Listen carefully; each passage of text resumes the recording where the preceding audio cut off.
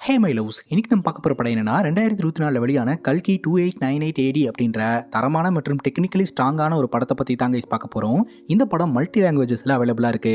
இந்த படத்தோட ஒன்லைனர் என்னன்னா, அஸ்வத்தாமா தான் செஞ்ச தப்புக்காக கிருஷ்ணர் கிட்ட மரண தண்டனை கேட்குறாருங்க. கிருஷ்ணர் என்ன சொல்றாருன்னா, நான் உனக்கு மரண தண்டனை கொடுத்துட்டேன் அப்படின்னா நீ ஈஸியாக அழிஞ்சு போயிடுவேன். ஆனால் நான் உனக்கு ஒரு சாபம் கொடுக்க போகிறேன். அது என்ன சாபம் அப்படின்னா, இப்போ இருந்து பல வருடத்துக்கு அப்புறம் கலியுகம் பிறக்கும். கங்கையில் ஒரு சொட்டு நீர் இல்லாத நிலைமை வரும். அதர்மம் தலைவிரிச்சாடும். அப்போ நான் இந்த உலகத்துக்கு வருவேன். என்னை அழிக்கணும்னு நினைச்ச நீயே என்னை காப்பாற்றணும். அப்பதான் உனக்கு மோட்சம். அது வரைக்கும் பவர்லெஸ்ஸா நீ உயிரோட தான் இந்த உலகத்துல இருப்ப அப்படின்னு சொல்லிடுறாருங்க. வருடங்கள் கடக்குது, அதர்மம் தலைவிரிச்சு ஆடுது, கலியுகமும் பிறக்குது. கலியுகத்துல என்ன நடக்குது அப்படின்றது தான் மொத்த படமே. ரொம்ப இன்ட்ரெஸ்டிங்கா இருக்கும். இந்த வீடியோவை ஸ்கிப் பண்ணாம பாருங்க. நீங்க பார்த்துட்டு இருக்கிறது சரண் என்டர்டைன்மெண்ட். நான் தான் சரண். வாங்க வீடியோக்குள்ள போலாம். படத்தோட ஸ்டார்டிங் சீனில் மகாபாரத போர் நடந்து முடிஞ்ச மாதிரி காட்டுறாங்க. அஸ்வத்தாமா ஒரு பவரை உருவாக்குறாரு. பாண்டவர்கள் அழியட்டும் அப்படின்ட்டு அந்த பவரை எங்கேயோ நோக்கி எய்துறாரு. இன்னொரு பக்கம் பாண்டவர்களுடைய கடைசி வாரிசை சுமந்துட்டு இருக்கக்கூடிய ஒரு பிரெக்னென்ட் லேடியை காட்டுறாங்க. அபிமன்யு இறந்தாலும் உங்க வயிற்றுல பாண்டவர்களுடைய கடைசி வாரிசு இருக்கு, அது வெளியே வந்து ஒரு பெரிய சேஞ்சஸை உருவாக்கும் அப்படின்ற ஒரு நம்பிக்கையோட இருக்காங்க. அப்ப வீட்டுக்கு வெளியில வானத்துல ஏதோ ஒரு பிரகாசமான வெளிச்சம் தெரியுதுங்க. என்ன வெளிச்சம் அது அப்படின்னு அதை பார்க்கறதுக்காக இந்த பிரெக்னென்ட் லேடி வெளியே வந்து நிக்கிறாங்க. அப்ப வானத்துல இருந்து வந்த அந்த ஒளி அப்படியே இந்த பிரெக்னென்ட் லேடி அட்டாக் பண்ணி இந்த பெண்ணோட வயித்துல இருக்கிற பாண்டவர்களுடைய கடைசி வாரிசும் அழிஞ்சு போகுது. இப்ப போர் நடந்துச்சு இல்லையா, அந்த இடத்துக்கு நம்ம கிருஷ்ணர் வராருங்க. கிருஷ்ணர் கிட்ட அஸ்வத்தாமா சொல்றாரு, என்னோட முடிவு தான் உன்னோட விருப்பம்னா என்னை கொன்று அப்படின்ட்டு. அது மட்டும் இல்லாம நீ சொல்றதெல்லாம் கேட்டு நடந்துக்கிறதுக்கு நான் ஒன்னும் உன்னோட அர்ஜுனன் கிடையாது அப்படின்னு சொல்ல, அதுக்கு கிருஷ்ணர் சொல்றாரு, இந்த 18 நாள் நடந்த யுத்தத்துல நடந்த பாவத்தை விட நீ செஞ்ச பாவம் தான் அதிகம். துரோணாச்சாரியாரின் மகனா இருந்துட்டு இப்படி ஒரு ஈனச் செயலை செய்யலாமா அப்படின்னு சொல்லி கேட்க, என்னோட அப்பா பேரை சொல்றதுக்கு உனக்கு அருகதையே கிடையாது கிருஷ்ணா அப்படின்ட்டு கிருஷ்ணரையே கொல்றதுக்கு வராருங்க இந்த அஸ்வத்தாமா. அப்படி ரெண்டு பேரும் சண்டை போட்டுட்டு இருக்கும்போதே பாத்தீங்கன்னா அஸ்வத்தாமா சொல்றாரு, நீ மனசு வச்சிருந்தீங்கன்னா அவனை காப்பாத்தி இருக்கலாம் அப்படின்ட்டு. அதுக்கு கிருஷ்ணர் சொல்றாரு, மனுஷனா இருந்தாலும் கடவுளா இருந்தாலும் ஒருத்தனோட கர்ம வினையிலிருந்து தப்பிக்கவே முடியாது. இப்போ பிறக்காத ஒரு குழந்தைய கருவுல வச்சே நீ கொண்டிருக்க, அதோட கர்ம வினையும் உன்னை சும்மா விடாது அப்படின்னு சொல்ல, அப்போ உன்னோட சக்கரத்தை வச்சு என்ன கொன்று கிருஷ்ணா அப்படின்னு அஸ்வத்தாமா சொல்றாருங்க. அதுக்கு கிருஷ்ணர் சொல்றாரு, மரணம் தண்டனை கிடையாது, அதை விட மேலான ஒரு தண்டனையை நான் தரப்போறேன்.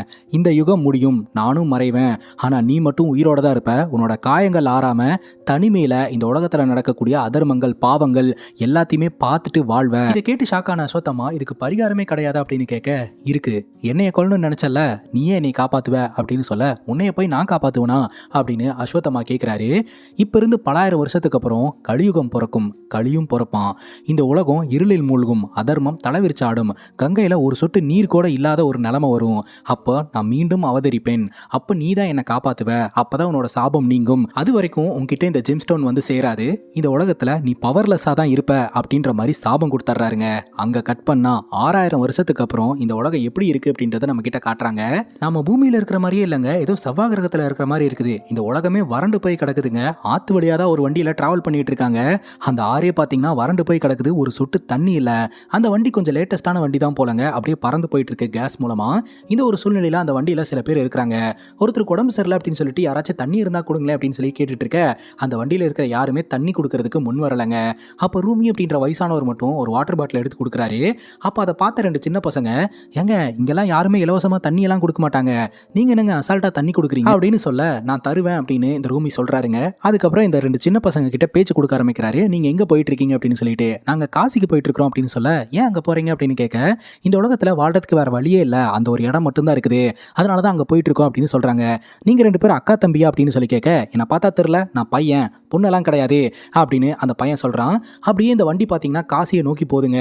காசி வந்தாச்சு அப்படின்ற மாதிரி டிரைவர் சொல்ல, இந்த உலகத்தோடைய கடைசி நகரம் அப்படின்னு எல்லாருமே பார்த்துட்டு இருக்காங்க. அப்போ ரூமி சொல்றாரு, இந்த உலகத்தோடைய முதல் நகரம் இதுதான் அப்படின்ட்டு. ஸோ இந்த மொத்த உலகத்தில் காசி மட்டும்தாங்க ஆக்டிவா இருக்குது, மற்ற எல்லாமே வறண்டு போய் வாழ்வாதாரத்துக்கே வழி இல்லாமல் அழிஞ்சு போயிடுச்சு. இந்த காசிலையும் பார்த்தீங்கன்னா அதர்மம் தலைவிரிச்சு ஆடிக்கிட்டு இருக்குங்க. ஒரு வாய் சாப்பாட்டுக்கு வழி இல்லை, யாரும் ஒருத்தர் ஃப்ரெண்ட்ஷிப் வச்சுக்க மாட்டேன்றாங்க, சண்டை போடுறாங்க. அந்த இடமே பார்த்தீங்கன்னா ஒரு மாதிரி அலங்கோலமாக இருந்துட்டு இருக்கு. இந்த காசி அப்படின்ற நகரத்தை ஒட்டின மாதிரி ஒரு பெரிய பில்டிங்கை காட்டுறாங்க. இந்த உலகத்தோட மொத்த எனர்ஜியுமே உறிஞ்சு அந்த காம்ப்ளெக்ஸ்குள்ள வச்சிருக்காங்க. அந்த காம்ப்ளெக்ஸ்குள்ள ஒரு தனி உலகமே இருந்துட்டு இருக்குங்க. இங்க இருக்கக்கூடிய பல பேர்த்தோடைய கனவு எப்படியாவது அந்த காம்ப்ளெக்ஸ்குள்ள போய் ஒரு நல்ல வாழ்க்கையை வாழணும் அப்படின்ட்டு தான். அந்த காம்ப்ளெக்ஸ்க்கு வெளியே ஒரு வறண்ட ஒரு உலகமா இருக்குதுங்க. காம்ப்ளெக்ஸ்குள்ள அப்படியே ஆப்போசிட்டா ஒரு அழகான உலகம் இருக்குதுங்க. அந்த காம்ப்ளெக்ஸ்குள்ள போனோம் அப்படின்னா ஒரு பர்டிகுலர் அமௌண்ட் தேவைப்படும். அதை யூனிட்ஸ் அப்படின்னு சொல்றாங்க. அந்த யூனிட்ஸ் இருந்தால் மட்டும்தான் உள்ள அலோவ் பண்ணுவாங்க. அந்த யூனிட்ஸ்க்காக மக்கள் பார்த்தீங்கன்னா பார்த்தீங்கன்னா அன்றாடிக்கிட்டு இருக்காங்க. இப்போ அந்த காம்ப்ளெக்ஸ்க்கு வேலை பார்க்கக்கூடிய ஒரு ரவுடி பையலை காட்டுறாங்க. இந்த ரவுடி பைய கிட்ட ஒரு தாத்தா போயிட்டு ஒரு கடவுளோடைய சிலையை கொடுத்து இதுக்கு யூனிட்ஸ் கொடுங்க அப்படின்னு சொல்ல, இந்த கடவுளோட சிலைக்கெல்லாம் யூனிட்ஸ் கிடைக்காது, யார் இவரு நாய் மேலே உட்காந்துக்கிட்டு இருக்கிறாரு அப்படின்னு சொல்ல, யாருன்னு எனக்கு தெரியல, ஆனால் இவர் தான் காசியோட காவலர்கள்னு சொல்லுவாங்க அப்படிங்கும்போது இதுக்கெல்லாம் யூனிட்ஸ் கிடைக்காது அப்படின்னு சொல்லிக்கிட்டு இருக்கும்போது புதுசாக வண்டி வந்திருக்கு அப்படின்ற மாதிரி அந்த ரவுடி பயலுக்கு தகவல் போதுங்க. உடனடியாக புதுசாக இந்த காசிக்குள்ள என்ட்ரான வண்டியில் இருக்கிறவங்களை எல்லாம் இறக்கி ஆண்கள் தனியாகவும் பெண்கள் தனியாகவும் நிற்க வைக்கிறாங்க. பெண்கள் மேலெல்லாம் ஒரு டிவைஸ் வச்சு செக் பண்ணுறாங்க. அந்த டிவைஸில் ரெட் கலரில் லைட் எரிஞ்சதுன்னா அவங்க ரிஜெக்டட், அதில் கிரீன் கலர் லைட் எரிஞ்சதுன்னா அவங்க காம்ப்ளெக்ஸ்க்கு கடத்தப்படுவாங்க. அந்த வகையில் ஒரு சின்ன பொண்ணுடைய உடம்புல வச்சு பார்க்கும்போது கிரீன் கலரில் லைட் எரிஞ்சிருது. பாப்பாவுக்கு உடம்பு சரியில்லைன்னு அவங்க அப்பா கத்தும்போது அவங்க அப்பாவை அடிச்சு போட்டுட்டு அந்த பெண்ணை பார்த்தீங்கன்னா அங்கே இருக்கக்கூடிய ரூம்ல அடைச்சிடுறாங்க. இந்த பொண்ணுங்களை எல்லாம் கொண்டு போய் கொடுத்தா எனக்கு நிறைய யூனிட்ஸ் கிடைக்கும் அப்படின்னு அந்த ரவுடி பையன் சொல்ல, அப்ப அங்கே நின்றுட்டு இருந்த சின்ன பையன், அப்போ நானும் ஒரு பொண்ணை கொடுத்தேன்னா எனக்கும் யூனிட்ஸ் தருவீங்களா அப்படின்னு சொல்லி கேட்க, ஃபர்ஸ்ட் பொண்ணுங்கடா அப்படின்னு கேட்க, தோ இங்கே அப்படின்னு சொல்லிட்டு நம்ம ரூமிக்கிட்ட ஒரு பையன் பேசிட்டு வந்தான் இல்லையா, அந்த பையனை கை காட்டுறான். ஆக்சுவலாக அவன் பையன் சொல்லிட்டு இருந்தான் இல்லையா, உண்மையிலேயே ரூமிக்கிட்ட பேசின பையன் கிடையாது, பொண்ணு. ஸோ பொண்ணுன்னு சொன்னால் இங்கே பிரச்சனை வரும்னு தெரிஞ்சுட்டு தான் அவன் பையன் சொல்லி வச்சிருக்கான். ஆனால் கூட வந்த அந்த சின்ன பையன் யூனிட்ஸுக்கு ஆசைப்பட்டுட்டு அந்த பொண்ணை போட்டு கொடுத்துட்றாங்க. எல்லோரும் அந்த பொண்ணை தேட அந்த பொண்ணு தப்பிச்சு போயிடுறா. அப்போ ரூமி தான் காப்பாத்துறாருங்க. ஆக்சுவலாக அந்த ரூமி இந்த பொண்ணை காப்பாற்றி ஒரு இடத்துக்கு கூட்டு போறாரு. அந்த பொண்ணோடைய பேர் ரியாங்க. அங்கே ஒரு சில பேர் ஒளிஞ்சிருக்கிறாங்க. வெளியே வாங்க நான் தான் அப்படின்னு சொல்ல, இவங்கெல்லாம் யார் அப்படின்னு பார்த்தீங்கன்னா சம்பாலா அப்படின்ற ஒரு நகரத்தை சார்ந்தவங்க. அந்த நகரம் பார்த்தீங்கன்னா இந்த காம்ப்ளெக்ஸோடைய கண் பார்வைக்கு இல்லாமல் மறைஞ்சிருக்குது. அந்த நகரத்திலிருந்து இங்கே வந்து பூமியை காப்பாற்றணும் அப்படின்னு சொல்லி போராடிக்கிட்டு இருக்காங்க. அங்கிருந்து வந்தவர் தான் இந்த ரூமி கிட்ட ஹாலோகிராம் முறையில் மரியம் அப்படின்ற ஒருத்தங்களும் வீரன் அப்படின்ற ஒருத்தங்களும் பேசுறாங்க. நீங்க ஏன் அங்கே போனீங்க அப்படின்ட்டு. இல்லை, நான் வர வேண்டிய நேரம் வந்துருச்சு, கடவுளுடைய தாயை நான் காப்பாற்றணும், அப்போதான் இந்த உலகத்துக்கு கடவுள் வருவார் அப்படின்ற மாதிரி சொல்லிட்டு படத்தோட ஸ்டார்டிங் சீனில் அஸ்வத்தமா கிட்ட இருந்து கிருஷ்ணர் ஒரு ஜெம்ஸ்டோனை பிடுங்கினார் இல்லையா, அந்த ஜெம்ஸ்டோன் பார்த்தீங்கன்னா இப்போ ரூமி கையில் இருக்குதுங்க. அது எப்படியோ இவர் கைக்கு வந்திருக்குது பல வருஷம் கழிச்சு. அந்த ஜெம்ஸ்டோன் பார்த்தீங்கன்னா பிரெக்னென்ட் லேடி முன்னாடி வைக்கும்போது க்ளோ ஆச்சு அப்படின்னா அந்த பிரெக்னென்ட் லேடியோட வயிற்றுல கடவுள் இருக்கிறாங்க அப்படின்றது அர்த்தம் அப்படின்னு சொல்லிட்டு திவ்யா அப்படின்ற பிரெக்னென்ட் லேடியோட வயிற்று முன்னாடி அந்த ஜெம்ஸ்டோனை வைக்கிறாங்க. அது க்ளோ ஆகவே இல்லைங்க. சுற்றி இருக்கிற எல்லோருமே என்ன சொல்கிறாங்கன்னா, இது ஒரு கட்டுக்கதை, கண்டிப்பாக கடவுள் வரப்போகிறது கிடையாது, நீங்கள் தான் இதை வந்து கண்மூடித்தனமாக நம்பிட்டு இருக்கீங்க, இந்த ஜெம்ஸ்டோன் க்ளோ ஆக போகிறதும் கிடையாது, கடவுள் இந்த உலகத்துக்கு வரப்போகிறதும் கிடையாது, நம்ம உலகத்தை காப்பாற்றுறதுக்கு நம்ம தான் போராடி ஆகணும் அப்படின்னு சொல்லிக்கிட்டு இருக்க.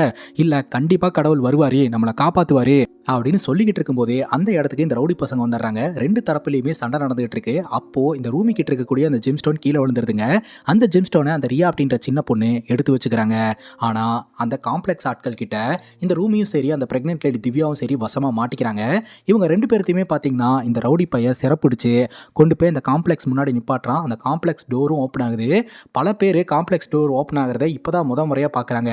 அதிலிருந்து விசித்திர மனிதர்கள்லாம் வெளியே வராங்க. அவங்க கையில் பார்த்தீங்கன்னா சக்தி வாய்ந்த ஆயுதங்கள்லாம் கூட இருக்குதுங்க. குறிப்பாக மானஸ் அப்படின்ற ஒரு நபர் வராரு. அவர் தான் பார்த்தீங்கன்னா இந்த காம்ப்ளெக்ஸோடைய இன்சார்ஜ் மாதிரிங்க. இந்த ரவுடி பைய போயிட்டு இவங்களை நான் தான் பிடிச்சிட்டு வந்தேன், அதனால என்னையும் பார்த்து கவனிங்க அப்படின்ற மாதிரி சொல்லிக்கிட்டு இருக்கிறாருங்க. இந்த மானஸ் பார்த்தீங்கன்னா திவ்யாவை பார்க்குறாரு. எப்படி இவ்வளோ நாள் எங்கள் கண்ணில் படாமல் உன்னால் கருவை சுமந்த முடிஞ்சது, சரி பரவாயில்ல, இவ்வளோ உள்ளே கூட்டிகிட்டு போங்க, கருவை கழிச்சிட்டு லேபில் ஃப்ரெஷ்ஷாக உருவாக்கலாம் அப்படின்னு சொல்லும்போது கரெக்டாக நம்ம ரூமி வந்து தடுக்கிறாரு. உடனே இந்த மானஸ் சரி ஓகே நான் அதை பண்ணல, ஆனால் இந்த சம்பாலான்ற நகரம் எங்கே இருக்குன்றதை என்கிட்ட சொல்லு அப்படின்னு சொல்ல, அது முடியாது அப்படின்ற மாதிரி இந்த ரூமி சொல்றாருங்க. ஹாலோகிராம்ல மரியம் அப்படின்ற அந்த சம்பாலா நகரத்தோடைய ஹெட்டும் வந்து பேசுறாங்க. ஆனா கடைசி வரைக்கும் இந்த சம்பாலா நகரம் எங்க இருக்கு அப்படின்றத இந்த மானஸ் கிட்ட சொல்றதுக்கு தயாரா இல்ல. ஏன்னா சம்பாலா நகரம் இருக்கிற இடம் தெரிஞ்சதுன்னா இந்த காம்ப்ளெக்ஸ் ஆளுங்க அங்க போய் அந்த நகரத்தையே அழிச்சிருவாங்க. அந்த நகரத்துல ஒரு செட் ஆஃப் குரூப் பாத்தீங்கன்னா ட்ரெயின் ஆயிட்டு இருக்காங்க. எதுக்காக அப்படின்னா இந்த காம்ப்ளெக்ஸ்ல இருக்கக்கூடிய ஆட்களை அழிச்சு மக்களுக்கு நல்லது பண்ணணும், புது உலகத்தை உருவாக்கணும் அப்படின்ட்டு. ஆனா இந்த மானஸ் என்ன சொல்றாருன்னா, ஒரு ஆப்பிள கடிச்சு தூக்கி வீசுறாரு. அந்த ஆப்பிளுக்காக மக்கள் எல்லாரும் அலமோதிக்கிறாங்க, அடிச்சுக்கிறாங்க.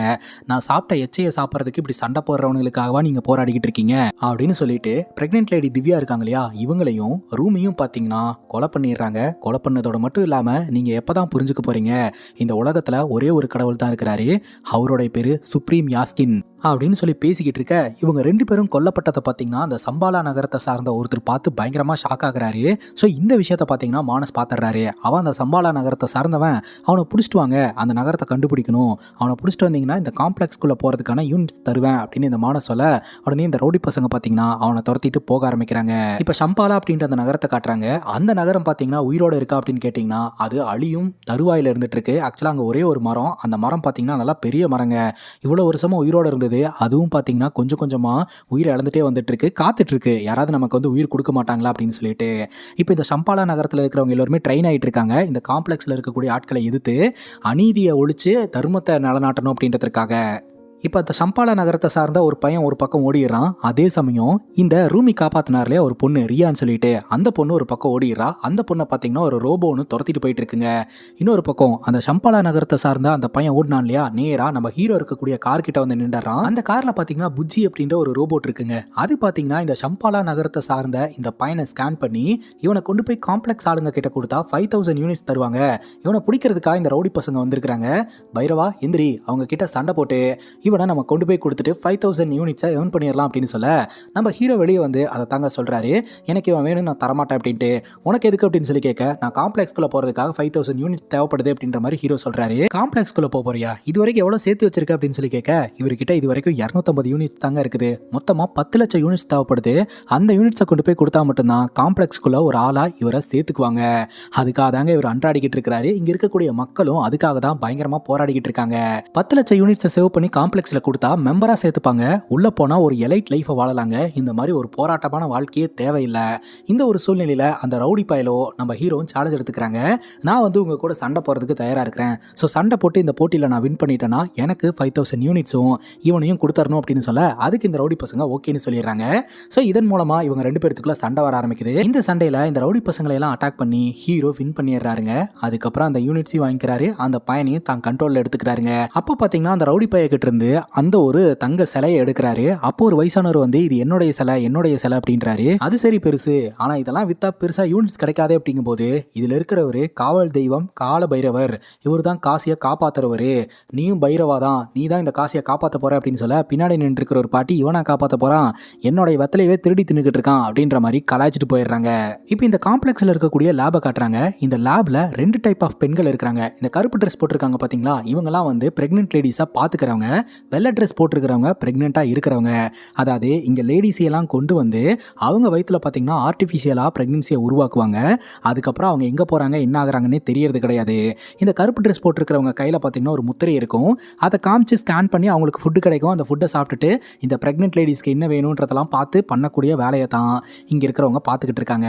அந்த வகையில் இங்கே சுமதி அப்படின்ற ஒருத்தங்க இருக்காங்க. அவங்க பார்த்தீங்கன்னா ப்ரெக்னெண்ட்டாக இருக்கக்கூடிய ஒரு லேடியை போய் பார்க்கும்போது, நான் ஏன் ப்ரெக்னென்ட் ஆனேன் அப்படின்னு இருக்குது, எனக்கு ரொம்ப கஷ்டமாக இருக்குது அப்படின்ற மாதிரி சொல்கிறாங்க. நீங்கள் ஏன் கஷ்டப்படுறீங்க, இங்கே இருக்கக்கூடிய நிறைய பேர் வந்து நம்மளால் ப்ரெக்னென்ட் ஆக முடியலையே, நமக்கு அந்த கம்ஃபர்ட் கிடைக்கலையேன்னு ஃபீல் பண்ணிட்டு இருக்காங்க, உங்களுக்கு அந்த வாய்ப்பு கிடைச்சும் நீங்கள் ஏன் அப்படி ஃபீல் பண்ணுறீங்க அப்படிங்கும்போது, நான் ப்ரெக்னெண்ட்டாக என்ன பிரயோஜனம், கொஞ்ச நாளில் தான் எங்களை கொன்றுவாங்களே அப்படின்ற மாதிரி அந்த லேடி சொல்லிக்கிட்டு இருக்காங்க.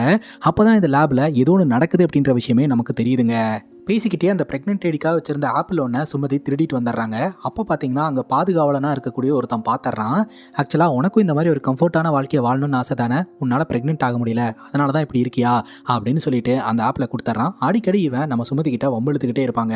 இப்போ இந்த காம்ப்ளெக்ஸில் இருக்கக்கூடிய லேபுக்கு மானஸ் வராருங்க. ஆக்சுவலாக இங்கே இருக்கக்கூடிய பெண்களை எல்லாம் எதுக்காக ப்ரெக்னென்ட் ஆக்கி வச்சிருக்காங்க அப்படின்னு பார்த்தீங்கன்னா, 150 நாள் குழந்தைய சுமக்கக்கூடிய பெண்ணோட உடம்புல இருந்து ஒரு பர்டிகுலர் சிரம் எடுப்பாங்க. அந்த சிரமை ஏன் எடுக்கிறாங்க, எதுக்கு எடுக்கிறாங்க அப்படின்னு இங்கே இருக்கிற யாருக்குமே தெரியாதுங்க. இந்த காம்ப்ளெக்ஸோடைய கடவுள்னு சொல்லக்கூடிய இந்த சுப்ரீம் யாஸ்கின் என்ன சொல்லியிருக்கிறாருன்னா, 150 நாள் கேரி பண்ணக்கூடிய பெண்ணோட உடம்புல இருந்து அந்த சிரமம் எடுங்க அப்படின்ட்டு. ஆனால் இங்கே இருக்கக்கூடிய பெண்கள்லேயே 90 நாள் ஒரே ஒரு பொண்ணு தான் தாக்கு பிடிச்சிருக்கா. அதுக்கு முன்னாடியே எல்லோரும் இறந்து போயிட்டாங்கன்ட்டு. இப்போ அந்த பெண்ணோட உடலை பார்த்தீங்கன்னா அங்கே ஒரு மிஷினில் வச்சு அந்த பெண்ணோட உடம்புல இருந்து அந்த சிரமம் எக்ஸ்ட்ராக்ட் பண்ணுறாங்க. சிரமம் எக்ஸ்ட்ராக்ட் பண்ண அடுத்த செகண்டே பார்த்தீங்கன்னா அந்த பொண்ணு செத்தே போயிடுறா. செத்து போன அந்த பொண்ணை பார்த்தீங்கன்னா அங்கே இருக்கக்கூடிய ஒரு பெரிய தீ குழிக்குள்ளே தள்ளி விட்டுறாங்க. அந்த பொண்ணு எரிஞ்சு சாம்பல் ஆயிடுறா. இதுதான் இங்கே இருக்கக்கூடிய எல்லா ப்ரெக்னென்ட் லேடிஸ்க்கும் நடந்துட்டு இருக்கு. ஆனால் இந்த சிரமை ஏன் எடுக்கிறாங்க, சுப்ரீம் யாஸ்கினுக்கு என்னதான் தேவை அப்படின்றத இந்த சயின்டிஸ்ட் கேள்வி கேட்குறாரு. ஆனால் மானஸ்க்கும் ஏன் பண்ணுறோம் எதுக்கு பண்ணுறோம் அப்படின்னு தெரியலங்க. அதுக்கு இந்த சயின்டிஸ்ட் சொல்கிறாரு, என்ன ஒரு வாட்டி சுப்ரீம் யாஸ்கின் கிட்ட கூட்டிகிட்டு போங்க, நானே கேட்டு தெரிஞ்சுக்கிறேன், அவர் என்ன சொல்கிறாரோ அவருக்கு என்ன தேவையோ அதை வச்சு தான் என்னால் ஒர்க் பண்ண முடியும். இது வரைக்கும் 1000க்கும் மேற்பட்ட பெண்களை இங்கே கொண்டாந்து ஆர்டிஃபிஷியலாக ப்ரெக்னென்ட் ஆக்கி அவங்களோட உடம்புல இருந்து சிரமம் எடுத்து பார்த்தாச்சு, எதுவுமே ஒர்க் அவுட் ஆகலை. தொடர்ந்து இந்த எக்ஸ்பெரிமெண்ட் ஃபெயிலியர் ஆகிட்டே இருக்கிறதுக்கான காரணம் என்ன தேவை அப்படின்றது தெரியாதது தான், அதனால் என்னை கூட்டிகிட்டு போங்க அப்படின்ற மாதிரி இந்த சயின்டிஸ்ட்டு மானஸ் கிட்ட கேட்குறாருங்க. கடைசியாக 90 நாள் தாக்கு பிடிச்ச ஒரு பொண்ணோட உடம்புல இருந்து சிரம் எடுத்தாங்க இல்லையா, அந்த சிரம் எடுத்துட்டு இந்த காம்ப்ளெக்ஸோடைய கடவுள்னு சொல்லக்கூடிய சுப்ரீம் யாஸ்கினை மீட் பண்றதுக்காக போறாங்க. அவர்கிட்ட கூட்டிட்டு போறதுக்காக பாணி அப்படின்ற ஒரு நபர் இருக்கிறாரு. அவர் பாத்தீங்கன்னா இவர் யாரு எதுக்கு வராரு அப்படின்னு கேள்வி கேட்கிறாரு.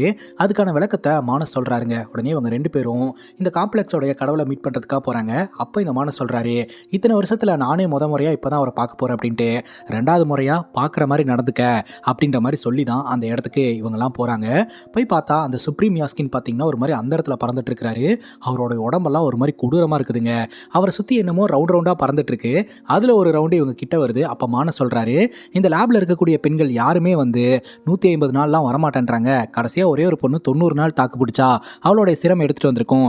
என் கூட இந்த டாக்டர் வந்திருக்கிறாரு உங்ககிட்ட டவுட் கேட்கறதுக்காக அப்படின்னு சொல்ல, அந்த சிரத்தை அவரோட உடம்புல ஃபிட் பண்ண உடனே அதில் ஏதோ ஒரு தப்பு இருக்குது அப்படின்னு சொல்லிட்டு இந்த சுப்ரீம் யாஸ்கின் கண்டுபிடிச்சிடுறாருங்க. உடனே ஸ்கேன் பண்ணி பார்த்துட்டு டாக்டர் மேலே தான் தப்பு இருக்குன்னு சொல்லிட்டு டாக்டரோட கழுத்தை பிடிக்கிறாரு. ஆக்சுவலாக அந்த சிரத்தில் விஷம் கலந்துருக்கிறாரு இந்த சுப்ரீம் யாஸ்கினோட கதையை முடிக்கிறதுக்காக.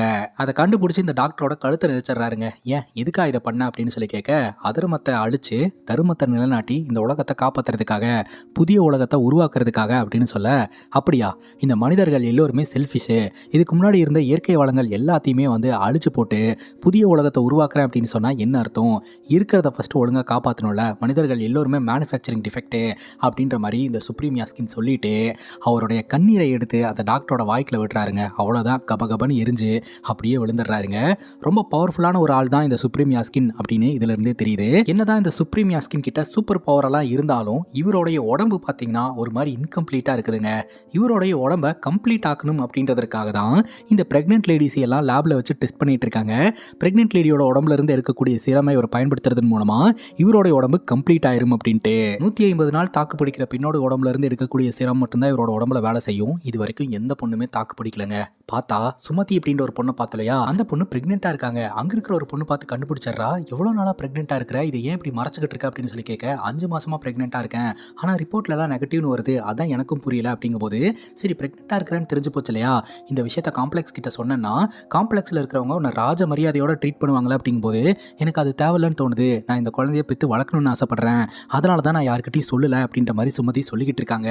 இந்த லேப்ல ஆர்டிஃபிஷியலாக உருவாக்கப்பட்ட பிரெக்னன்சில இருந்து 150 நாள் தாக்கு பிடிச்ச ஒரே பெண்ணு நம்ம சுமதி மட்டும்தாங்க.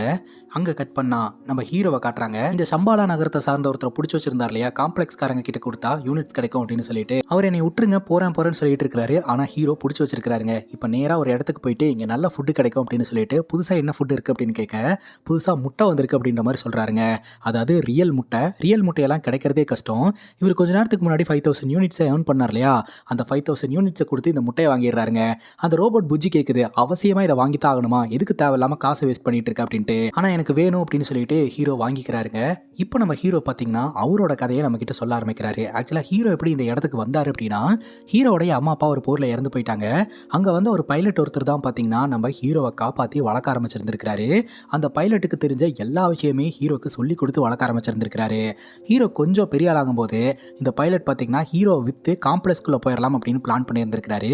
ஆனா ஹீரோ தான் பாத்தீங்கன்னா பைலட் கிட்டே எல்லாத்தையும் கத்துக்கிட்டு வராச்சு. கடைசியில் அந்த பைலட்டையே சிக்க வச்சுட்டு இவரு தப்பிச்சிட்டாருங்க. இந்த ஒரு சூழ்நிலையில ஹீரோ ஒரு வீட்டில் வாடகைக்கு தான் தங்கியிருக்கிறாரு. அந்த ஹவுஸ் ஓனர் எப்படா வாடகை தருவ, வாடகைன்ற வார்த்தையை கேட்கறதுக்கே எவ்வளோ நல்லா இருக்குது, அது மட்டும் இல்லாமல் இங்கே இருக்கிற எல்லா பொருளையும் கூட வித்துட்ட அப்படின்னு புலம்பிக்கிட்டு இருக்கிறாருங்க. அந்த நேரம் பார்த்து கடங்காரங்க வந்து ஹீரோ கிட்ட பிரச்சனை பண்ணிட்டு இருக்காங்க. நீ எப்போ கடனை திருப்பி கொடுப்ப அப்படின்ட்டு. இவரு இந்த தரேன் அந்த தரேன்னு சொல்லிட்டு சமாளிச்சுக்கிட்டு இருக்காரு. அப்போ ஒரு பெண்ணோட வாய்ஸ் கேட்குது. அந்த பெண்ணோட வாய்ஸ் கேட்ட உடனே அங்கிருந்து எல்லோருமே கிளம்பி போயிடுறாங்க. பார்த்தா அந்த இடத்துக்கு வந்திருக்கிறவங்க ரோசி அப்படின்ற ஒரு பொண்ணு. அந்த பொண்ணை பார்த்தீங்கன்னா ஹீரோ கொஞ்ச நாளைக்கு முன்னாடி லவ் பண்ணிக்கிட்டு இருந்திருக்காரு. உண்மையா லவ் பண்றாரு அப்படின்னு ரோசியும் லவ் பண்ணி இருந்திருக்காங்க. அப்புறம் தான் தெரிய வருது ரோசியோட யூனிட்ஸ்க்காக தான் இவர் லவ் பண்ணியிருக்காரு அப்படின்ட்டு. ரோசியோட யூனிட்ஸை எடுத்துட்டு இவர் கலட்டி விட்டுட்டாருங்க. அதனால இங்க வந்து இவங்க சண்டை போட்டுட்டு இருக்காங்க. ஹீரோ சொல்றாரு, நான் அப்படியெல்லாம் இல்லை, உண்மையிலேயே உன்னை லவ் பண்ணிக்கிட்டு இருக்கேன் அப்படின்ட்டு. இனிமேல் உன்னோட தயவெல்லாம் எனக்கு தேவையில்ல, எனக்கு காம்ப்ளெக்ஸ்ல வேலை கிடைச்சிருக்கு, நான் காம்ப்ளெக்ஸ்ல நாளையிலிருந்து போறேன் அப்படிங்கும் போது ஹீரோக்கு ரொம்ப ஷாக்கிங்கா இருக்கு. இவளை பயன்படுத்தி எப்படியாவது நம்மளும் உள்ள போயிடலாம்னு சொல்லிட்டு என்னையும் கூட்டு போறியா ரோசி அப்படின்னு சொல்லி கெஞ்சுறாரு. சரி உணர்வுபூர்வமா காதல சொல்லு, நான் உன்னை கூட்டிட்டு போறேன் அப்படின்னு சொல்ல ஹீரோ சொல்லிடுறாருங்க. ரோசி பார்த்தீங்கன்னா இந்த காம்ப்ளெக்ஸில் 70 நாள் டெம்பரரி ஒர்க்கராக வந்து வேலைக்கு போகிறாங்க. ஸோ இவருக்கு பார்த்தீங்கன்னா 1 ஹவராக வந்து டெம்பரரி ஒர்க்கராக வேலை கொடுத்துட்றாங்க. உனக்கு மட்டும் 70 நாள், எனக்கு மட்டும் 1 ஹவரா, 1 ஹவரில் என்ன தான் பண்ண முடியும் அப்படின்னு சொல்லி புலம்பிக்கிட்டே அந்த காம்ப்ளெக்ஸ்குள்ளே வராருங்க. அங்கே போன உடனே வேலை பார்க்க ஆரம்பிச்சிடுறாங்க. இது எந்த இடம் அப்படின்னு சொல்லி கேட்க, இதுதான் இந்த காம்ப்ளெக்ஸோடைய ஜென்ரேட்டர் மாதிரி, இந்த உலகத்தில் இருக்கக்கூடிய மொத்த எனர்ஜியுமே இங்கே தான் வந்து உறிஞ்சி எடுப்பாங்க அப்படின்னு சொல்ல, இருக்கிறது 1 ஹவர், நான் டைம் வேஸ்ட் பண்ண விரும்பல, சுற்றி பார்க்கலான்னு இருக்கிறேன்னு சொல்லிட்டு ரோசியும் கூட்டிகிட்டு அந்த காம்ப்ளெக்ஸ்குள்ளே போகிறாருங்க. வேற ஒரு ஃப்ளோருக்கு போனால் அந்த இடத்துல ஒரு தனி உலகமே இருக்குதுங்க. அந்த உலகம் பார்க்கறதுக்கு ரொம்ப அழகாக இருக்குது. அங்கே போய் கொஞ்ச நேரம் 2 பேர் விளையாடிட்டு இருக்காங்க. அங்கங்கே கேமரா இருக்குது. அந்த கேமராவுடைய கண் பார்வையில் படாமல் இவங்க 2 பேரும் ஜாலியாக சுற்றிட்டு அங்கே நடக்கக்கூடிய எலக்ட் பீப்புளுக்கு மட்டும் நடக்கக்கூடிய பார்ட்டியில் கலந்துக்கிறாங்க. டான்ஸ்லாம் ஆடுறாங்க.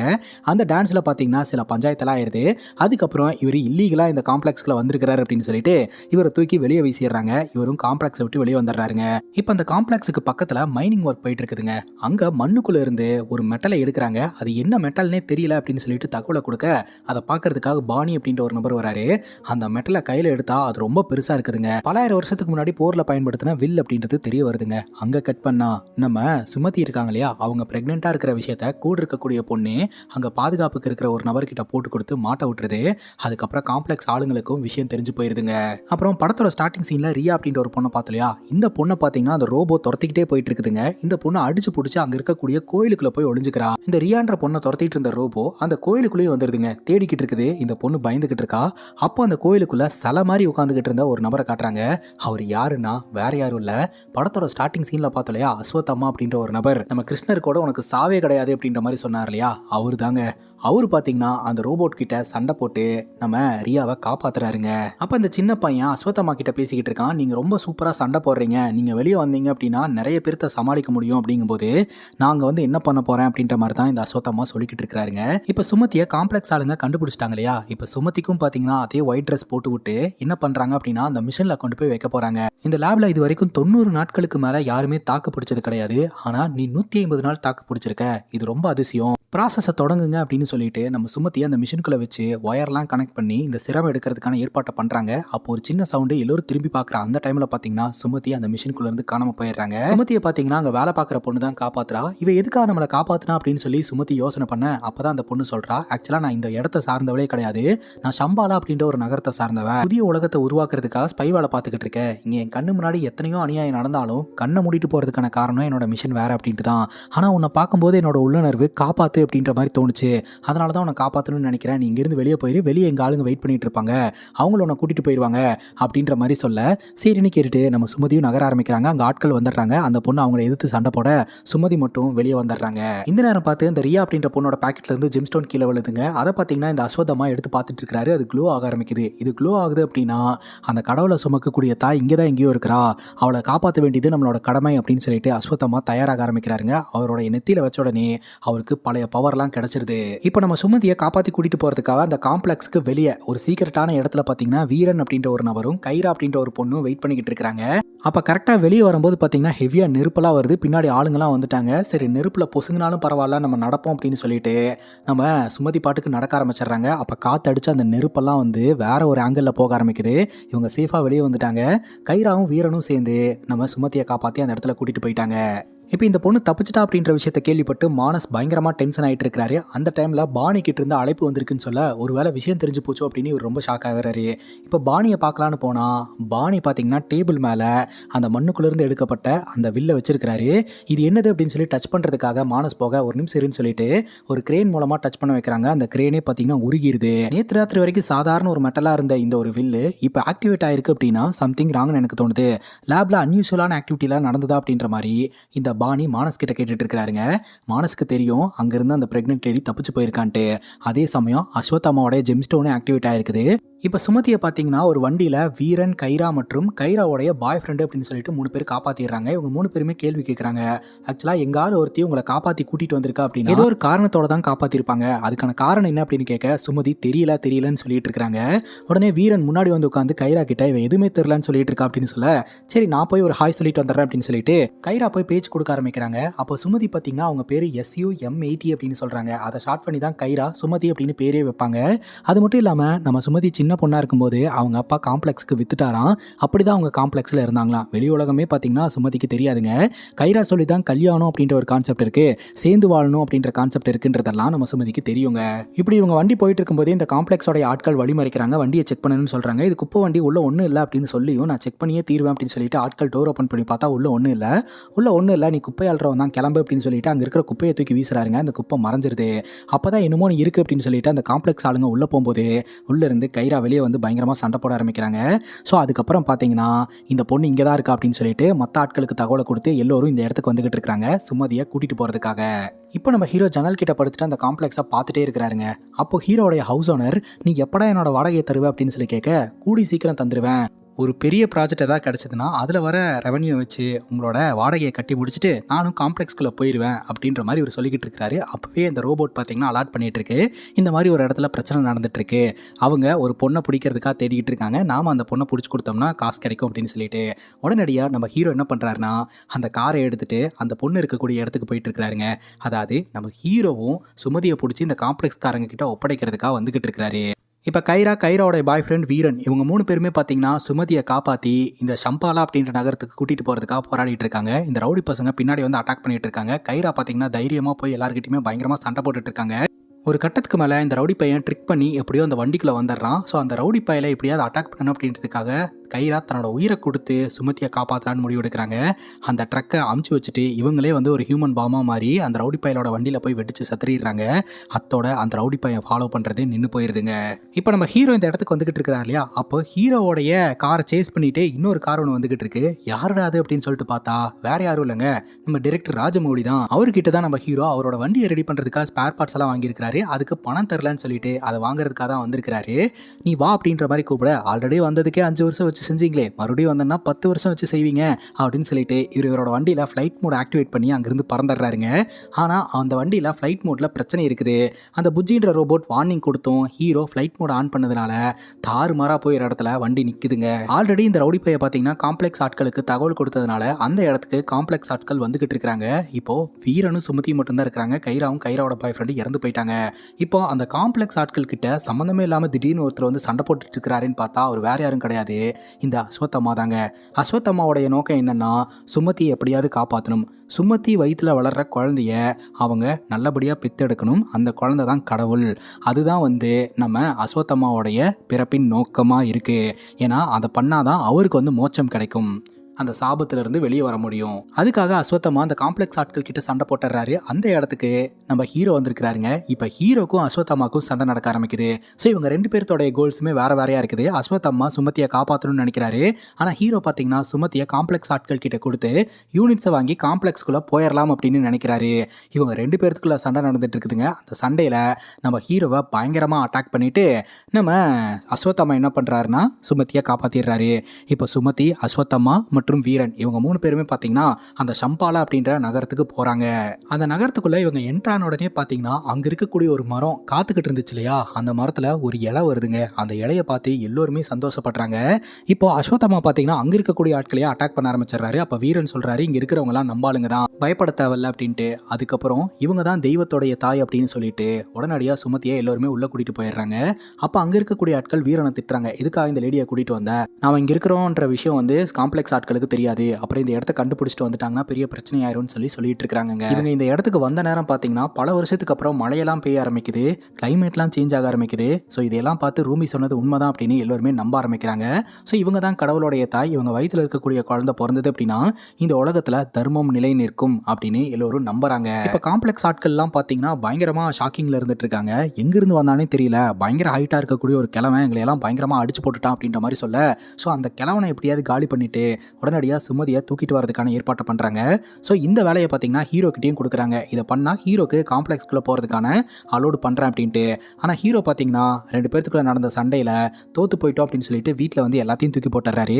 அதுக்கப்புறம் இந்த ஷம்பாலா அப்படின்ற நகரத்தை சார்ந்த ஒருத்தரை அடைச்சி வச்சிருந்தார் இல்லையா, நீயும் போடா அப்படின்ற மாதிரி சொல்ல, நீங்கள் நல்லா சண்டை போடுறீங்க, பேசாமல் எங்கள் கூடயே வந்துருங்க அப்படின்னு சொல்லிட்டு ஷம்பாலா நகரத்துக்கு நம்ம ஹீரோவை அவனே கூட்டிகிட்டு போகிற மாதிரி ஹீரோ பண்ணிடுறாருங்க. ஹீரோ ரொம்ப நல்லவர் அப்படின்ற மாதிரி அந்த சம்பாலா நகரத்தை சார்ந்தவர்கிட்ட ப்ரோட்ரேட் பண்ண அவனே பார்த்தீங்கன்னா நீங்கள் எங்க கூட வந்துருங்க, அங்கே வாழ்க்கை நல்லா இருக்கும் அப்படின்ற மாதிரி சொல்லி கூட்டிகிட்டு வந்துகிட்டு இருக்கிறாங்க. இப்போ இந்த ரியா அப்படின்ற சின்ன பொண்ணு அஸ்வத்தம்மா கிட்ட நீங்கள் கையில் ஒரு தடி மாதிரி வச்சிருக்கீங்களே, இதை நீங்கள் பயன்படுத்த மாட்டீங்களா அப்படின்னு சொல்லி கேட்க, ஆக்சுவலாக இது வந்து என்னுடைய நெருங்கிய நண்பனுடைய ஆயுதம், கர்ணனுடைய ஆயுதம், இது என் கையில் இருக்கிற வரைக்கும் தடியாக தான் இருக்கும், அவர் கைப்பட்டா மட்டும்தான் இது ஆயுதமாக மாறும் அப்படின்ற மாதிரி சொல்லிக்கிட்டு இருக்கிறாருங்க.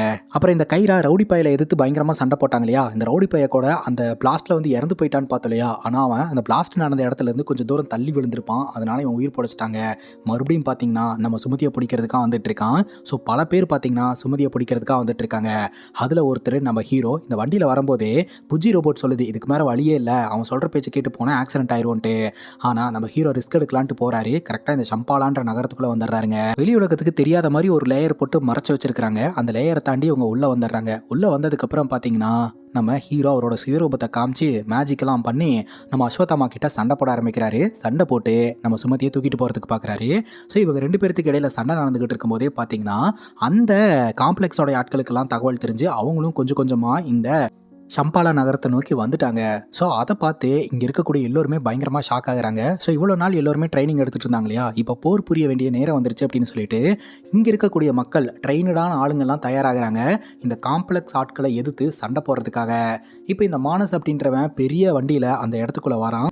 லேட்டஸ்டான போர் நடந்தால் எப்படி இருக்கும் அந்த மாதிரி பயங்கரமாக போர் நடந்துக்கிட்டு இருக்குதுங்க. அந்த டைமில் ஹீரோ அஸ்வத்தாமா கூட சண்டை போட்டுட்டு ஒரு பக்கம் விழுந்து கிடப்பாரு. அஸ்வத்தாமா இன்னொரு பக்கம் இருப்பாரு. அப்போ பார்த்தீங்கன்னா சுமதியை அவங்க ஆட்கள் தூக்கிடுவாங்க. அப்போ அந்த மரத்தில் இருக்கக்கூடிய ஒரு இலை வந்து அந்த தடியில் பட்டு அந்த தடி பார்த்தீங்கன்னா ஹீரோவோட கையில் பட்ட உடனே ஹீரோவோடைய ஒரிஜினல் அவதாரமான இந்த கர்ணனுடைய அவதாரத்தை எடுத்துருவாரு.